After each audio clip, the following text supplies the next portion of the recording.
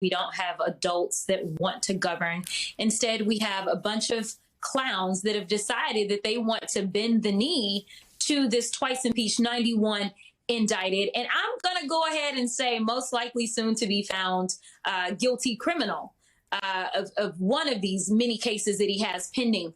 It is absolutely anti-democratic what we see going on. The fact that we are ignoring the will of the people and instead doing everything that we can to appease someone who literally does not have our benefit at heart. And it's disheartening. And I understand why people are frustrated with politics when they see this kind of showmanship taking place. Well, I just got to ask you, because you are an attorney, so you understand the way the First Amendment actually functions. The fact that he is trying to argue to his supporters that not only is his First Amendment right being attacked, but theirs is it doesn't logically follow.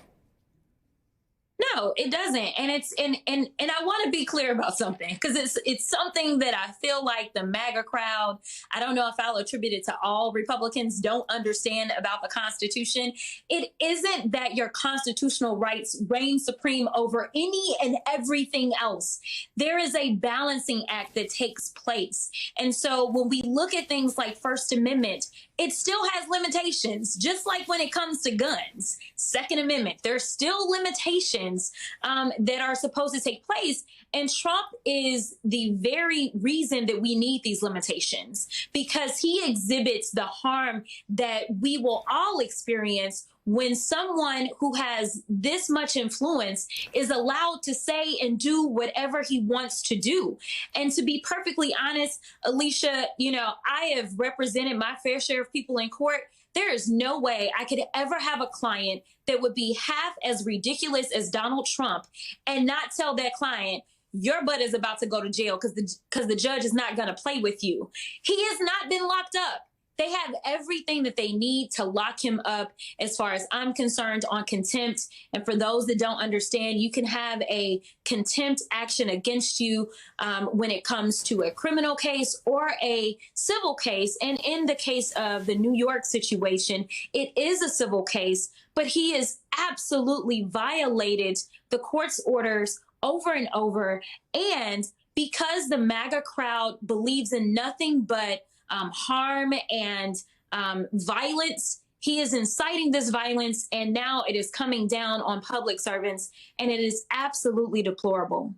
Congresswoman, I know that you have been part of the effort to make sure that New York Congressman George Santos is held accountable. I wonder, as we look forward to this week, this could be a pivotal week. I asked Congressman Garcia earlier. He said he thinks you have the votes to force expulsion. Your sense of where that stands right now? Yeah, so on the Democratic side, not every Democrat voted to expel George Santos the last time we had a vote. Now that it's been made clear that he's absolutely had access to due process doesn't necessarily just mean a criminal case.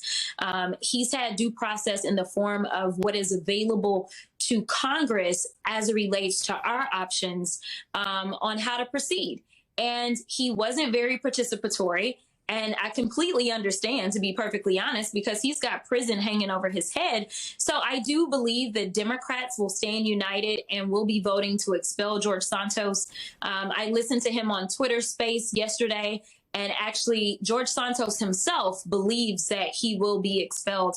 Obviously, he's been able to have conversations with those on his side of the aisle, and he believes that the math is looking pretty stark for himself. So, you never know.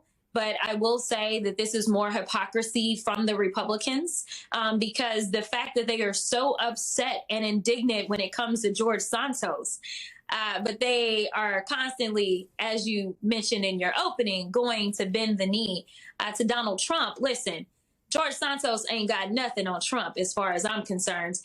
So, they will like to say, look, we did the right thing. We got rid of this bad guy. So obviously we know right versus wrong. It is a farce. It is a lie. They are afraid of Trump. They will not do what they need to do. And honestly, they will be in a better position if they put anybody up but Trump.